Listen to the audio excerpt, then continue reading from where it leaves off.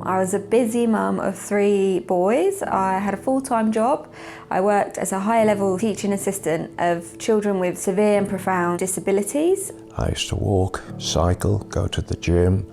I loved spin classes. At 10 years old, I started kayaking. At just 15, I competed at the World Cup, winning 2 gold medals. I had my eyes set on the Olympics. I worked as an airline dispatcher. I loved photography. I loved being creative. My life was about to take off. My dream was happening. We used to be a 2-salaried, happy family till everything turned upside down and everything changed within a minute, within a day. And I became disabled.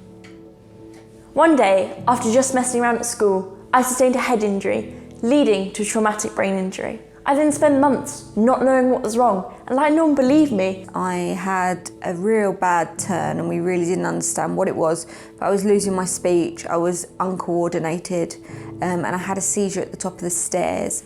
I fell down the stairs. Nobody had a clue, and I was just put on waiting list. I sustained a traumatic brain injury where I was sitting on a high stool at work. The stool collapsed. The next thing I knew, I was on the floor, crumpled up, and I couldn't speak.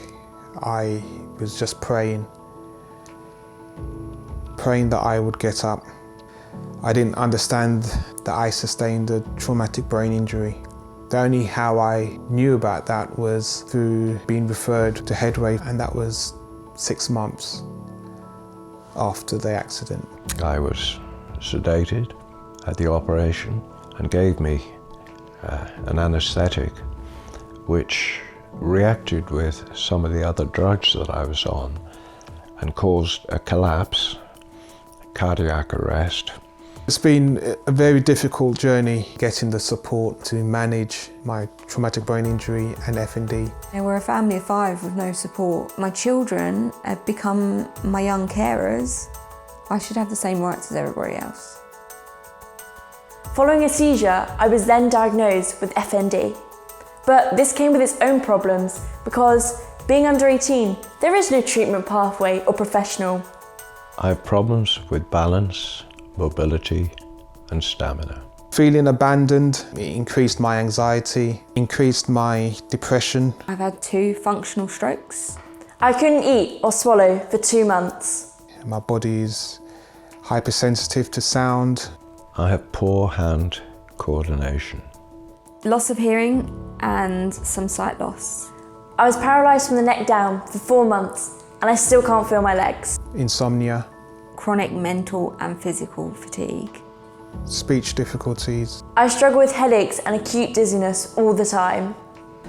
Functional Neurological Disorder, or FND, is a problem with the way the nervous system functions and the way in which the brain and body communicate and send signals to one another. Despite how common it is, it's something that many people haven't heard of, and often when it's explained it comes across as sounding like it's something that's not real or imagined or some way put on.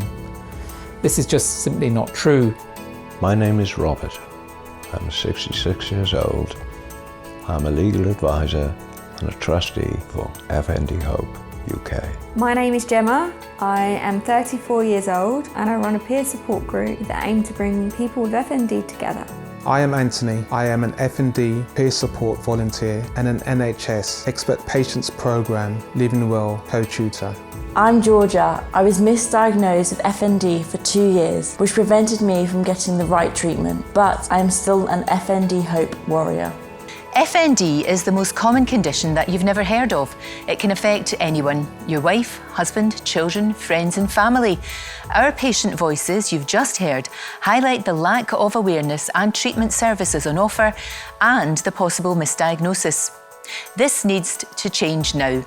We'll be campaigning for a dedicated FND care pathway, access to the right treatment for everyone, raising awareness and educating medical professionals. That's why I'm pleased to be FND Hope UK's patron.